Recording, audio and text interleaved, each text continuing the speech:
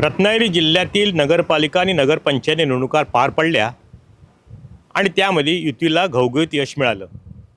आता वेध लागले ते जिल्हा परिषद पंचायत समिती. रत्नागिरी जिल्ह्यामध्ये मागचा विचार केला तर साधारणपणे रत्नागिरी जिल्ह्यामध्ये शिवसेना एक संघ असताना एक हाती सत्ता शिवसेनेचे ह्या जिल्हा परिषदमध्ये होती.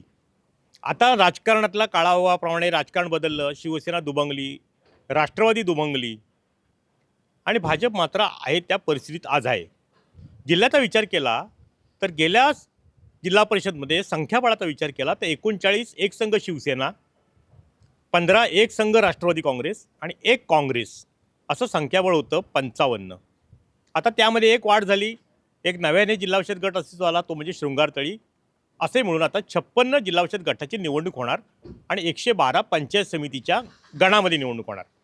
आता विचार केला तर आपण रत्नागिरी जिल्ह्याचा साधारणपणे राजकीय आपण जर मागोवा घेतला तर ज्याप्रमाणे पंचायत समितीला जिल्हा परिषदेच्या निवडणुकीचा विचार केला तर एकंदरीत राजकीय वातावरण पाहता आता ज्याप्रमाणे नगरपालिका आणि नगरपंचायतीमध्ये महायुतीला विशेषतः युतीला जे यश मिळालं तीच परिस्थिती जिल्हा परिषद पंचायत समितीच्या निवडणुकीत राहील असं आजचं चित्र आहे.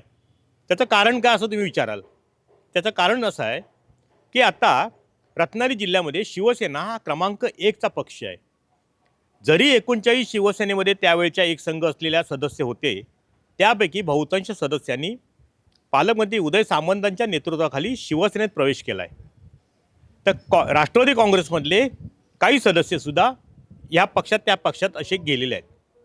आता विशेषतः आपण रत्नागिरी जिल्ह्याचा पूर्ण विचार केला तर युती म्हटलं की भाजप सेना आणि महायुती म्हटलं की मित्रपक्ष अजितदादा राष्ट्रवादी काँग्रेस. पण एकंदरीतच नगरपालिकेच्या निवडणुकीनंतर पालकमंत्री उदय सामंतांनी स्पष्टपणे सेना आणि भाजपमार्फतच निवडणुका लढवल्या जातील जिल्हा परिषदच्या आणि पंचायत समितीच्या असं स्पष्ट केलं आहे. पण राजकारणात काही घडतं. त्यामुळे एकमेव आमदार रत्नागिरी जिल्ह्यातील चिपळूण संगमेश्वर शेखर निकम हे राष्ट्रवादी काँग्रेस अजितदादा गटाचे आहेत. त्यांची भूमिका आता सुद्धा निर्णायक ठरणार आहे. त्यांनी स्वबळावरती राष्ट्रवादी काँग्रेस जाण्याचा निर्णय घेतला तर ते स्वबळ जाळू शकतात. पण मागच्या वेळेला त्यांच्याकडे जे दोन्ही राष्ट्रवादी काँग्रेस असताना जे संख्याबळ होतं ना 15, ते राखणं आता ह्या परिस्थितीत त्यांना अडचणीचं होईल किंवा जड जाईल असं एकंदरीत दिसतंय. विचार केला तर मागच्या इलेक्शनला संजयराव कदम माजी आमदार हे राष्ट्रवादी काँग्रेसमध्ये मंडणगड दापोली खेडमध्ये नेतृत्व करत होते. आता त्या ठिकाणचा विचार केला तर मंडणगड दापोली खेड आणि गुहागर असे जवळजवळ 23 सदस्य त्या ठिकाणून निवडून येतात. आता त्या ठिकाणची परिस्थिती शिवसेनेला पोषक आहे. कारण भास्करराव जाधवांना सुद्धा त्या ठिकाणी गुहागरला आमदारकी मिळवताना फार झुंज द्यावी लागली होती आणि त्यामुळे त्या भागामध्ये मोठ्या प्रमाणात शिवसेनेला चांगल्या प्रकारचं यश मिळेल असं आजची स्थिती आहे.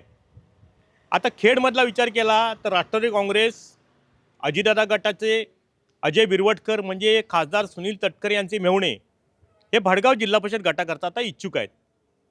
त्या ठिकाणी ओबीसी आरक्षित झाल्यामुळे त्यांना तिथं संधी मिळेल. तर रामदासबाईंचे बंधू अण्णा कदम हे आता सुसेरीमधून इच्छुक आहेत. मग आता एकंदरीत तिथे एखादा जिल्हा परिषद गट हा राष्ट्रवादी काँग्रेसला द्यावा लागेल आणि उर्वरित त्या ठिकाणी शिवसेनेत लढेल. आता मित्रपक्ष भाजप तिथे आग्रही किती राहील हा भाग वेगळा.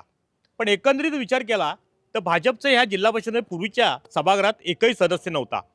पण ह्यावेळेला रवींद्र चव्हाण असतील, पालकमंत्री उदय सामंत असतील किंवा पालकमंत्री उदय सामंतांसोबत एक रवींद्र चव्हाणचे शिवसहाय्यक अनिकेत पटोले असतील यांनी जी युतीची मोड बांधली ती नुसती नगरपालिका निवडणुकीवरती बांधलेली नाही आहे. त्यांनी आगामी जिल्हा परिषद पंचायत समितीच्या निवडणुकीचा विचार करून बांधले.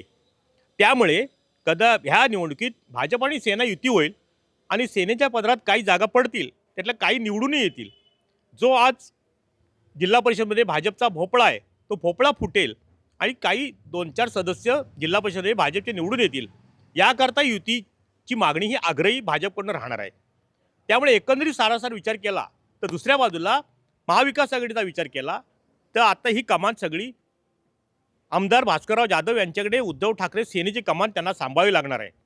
पण त्यांच्याच गुहागर मतदारसंघात गुहागर नगरपंचायतीमध्ये भाजपचा नगराध्यक्ष झाल्यानंतर आणि भास्करराव जाधव यांना निवडून येण्याकरता जे काही कष्ट पडले, काय मेहनत घ्यावी लागली, त्यांचं मताधिक्य घटलं, त्यामुळे तिथे त्या मतदारसंघात सुद्धा शिवसेनेने आपले पाय घट्ट रोवलेत हे दिसून आलं.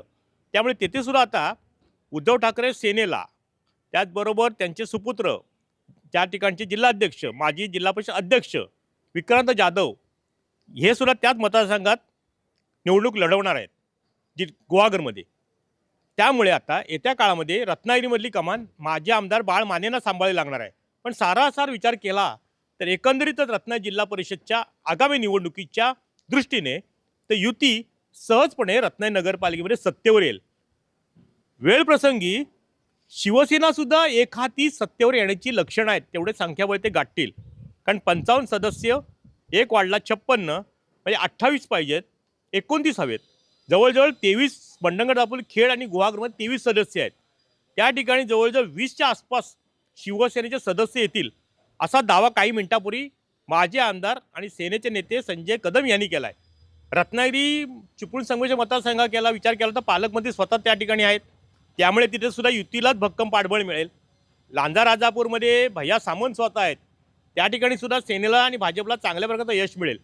त्यामुळे एकंदरीत सारासार या जिल्हा परिषद विचार केला तर शिवसेनेची वाट, युतीची वाट सुकर आहे आणि महाविकास आघाडीची वाट मात्र जिल्हा परिषदेला येण्यासाठी खडतर आहे असंच म्हणावं लागेल.